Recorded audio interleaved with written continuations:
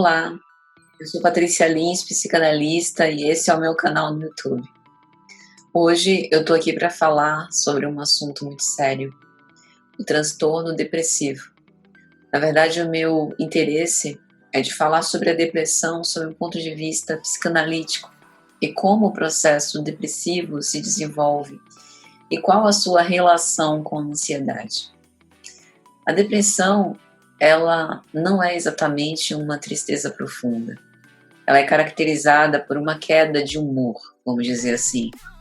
E o humor não se restringe apenas aos estados de alegria e tristeza, mas tem muito mais a ver com dois itens: desvitalidade e angústia. Quando nós falamos sobre desvitalidade, estamos aludindo a um déficit da nossa energia psíquica, tanto mental quanto na própria energia física. E a angústia em relação a uma sensibilidade de prazer e de dor. Sobre a desvitalidade, exemplos concretos disso é o cansaço, sentir os músculos pesados, o tédio, a procrastinação e precisar sempre fazer um grande esforço para realizar tarefas que antes para nós eram muito fáceis de ser realizadas e não davam tanto trabalho. Sobre a sensibilidade ao prazer e à dor, isso guarda uma relação íntima com a angústia, a irritabilidade sem causa aparente, a apatia, a indiferença e algo que é muito comum no discurso do depressivo com respeito às cores preto e branco, aos sabores insosso, que pode ocorrer em diversos graus. Dentre os sintomas que podem ser observáveis estão exatamente algumas crises de ansiedade mais ou menos frequentes, mais ou menos graves. A presença de oscilações de humor frequentes e não necessariamente ligadas a um fato que as justifique, que, por exemplo, se a gente passa por uma frustração, é normal que a gente fique mais irritado, a depender do que aconteça, do que o normal. Um sentimento ou uma vontade de solidão ou isolamento, e aqui a gente não está falando do isolamento por conta das recomendações médicas e sanitárias da pandemia que a gente está vivendo, o mesmo que dizer isolar-se por opção, tédio e a presença de um grande sofrimento emocional, a irritabilidade mais constante, o sono agitado, alterações no modo de comer, de dormir. A verdade é que cada depressão é uma, com tintas muito específicas que definem o quadro de uma maneira particular, se dá por causas as mais diversas. E nós sempre vamos adoecer quando não estivermos vivendo no tempo presente, quando não dispormos de tempo suficiente para subjetivar os fatos das coisas que acontecem na nossa vida. Por subjetivação, a gente deve entender o sentir, o entender, o pensar, o acolher, o aceitar e o seguir de acordo com a nossa realidade emocional, que todas as vezes quando a gente mergulha num fluxo automático, num padrão previamente estabelecido, em geral a gente reprime tudo isso. Das exigências do que a gente tem que fazer, dos resultados que a gente precisa alcançar, sem se ouvir, nós acabamos ignorando a parte mais importante de nós mesmos. E essa parte, que é a parte emocional, ela sempre irá cobrar um preço muito caro quando nós estivermos prestes a conseguir algo muito estimado de nossa parte, ela coloca o pé para a gente cair.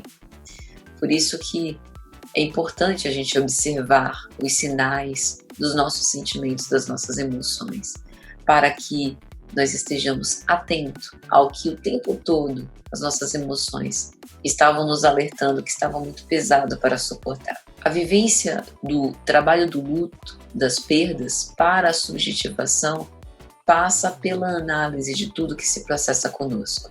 E a depressão, para a psicanálise, sempre está atribuída, advinda, do empobrecimento subjetivo que a recusa do conflito produz. Essa recusa pode não ser necessariamente fingir que está tudo bem. É como se a gente estivesse vestindo a armadura do combate com as carnes ainda feridas, sangrando. Então, vai infeccionar, ainda não deu tempo de cicatrizar.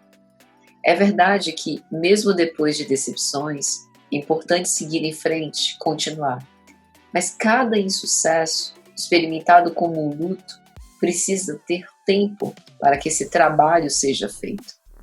É verdade que tem coisas que nos ajudam a superar o luto, como a busca de algo dignificante que nos restitua esse prazer. Recordemos que para a psicanálise, as pulsões são as nossas pulsões que estão num aspecto limítrofe entre o anímico e o psíquico. Então, tudo a que a gente consiga destinar essas pulsões que nos dê prazer fora da rotina em que a gente já está imerso, é salutar com o objetivo de nos ajudar a superar essas perdas, né? Prática da meditação, as pausas, tudo isso ajuda, mas é importante de tempo e a gente não sabe dizer o quanto vai durar. Quanto mais nós respeitarmos esse nosso lado emocional, mais fácil a superação dos problemas. A depressão ocorre sempre quando há uma tendência de se morrer junto com as esperanças daquilo que desejávamos conseguir. E aí há uma desistência de ser. Então a depressão não é aquela coisa caricata da pessoa sobre a cama chorando o dia todo. Há deprimidos que produzem muito, que são verdadeiras máquinas, mas que fazem isso com um esforço enorme, com um peso terrível. E por sufocar todas essas emoções que são reprimidas, porque atrapalhariam os seus propósitos, os seus objetivos, porque não dá tempo, chega uma hora que tudo vem como uma grande avalanche. E é aí que entram as crises de ansiedade. Ou seja, há uma ação de muitas resistências contra o próprio sujeito. Tais resistências são um conjunto de reações cujas manifestações criam obstáculos à expressão da nossa própria subjetividade, uma forma de defesa que sustenta essa compulsão à repetição de fazer sempre desse modo automático, porque eu preciso seguir em frente. Veja como a lógica consumista da nossa sociedade tem tudo a ver com a depressão, que é o mal do século, né? Então, algumas coisas podem ajudar, junto com o tratamento, que eventualmente irá passar pela via medicamentosa, porque a depressão ela precisa ser entendida como um complexo humano, que tem uma dimensão fisiológica, biológica, né? Que passa pela neuroquímica cerebral, que precisa estar equacionada, né? Para também a dimensão psíquica funcionar bem, de forma harmônica. Então, algumas coisas podem ajudar justamente com esses tratamentos compartilhados, concomitantes.